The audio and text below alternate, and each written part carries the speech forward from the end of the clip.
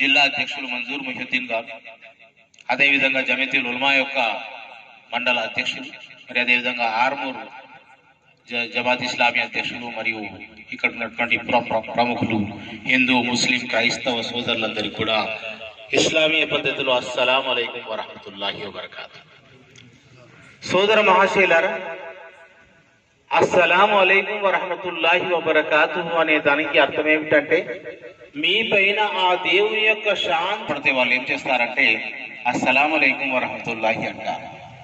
చేసుకుంటే, మంచిని కోరుకుంటే మన మనసులో ఉండేటువంటి కల్మషాలన్నీ కూడా తొలగిపోతాయి. జమాత్ ఇస్లామీ నందిపేట మండల బాధ్యులు చాలా చక్కని కార్యక్రమాన్ని ఏర్పాటు చేశారు. హిందూ ముస్లిం క్రైస్తవులు అనేటువంటి భేద భావం లేకుండా పాలు పంచదార కలిపితే ఏ విధంగానైతే పాలలో చక్కెర ఇక్కడుంది అని వెతుక్కుంటామో అటువంటి మంచి కార్యక్రమాన్ని ఈరోజు ఏర్పాటు చేశారు.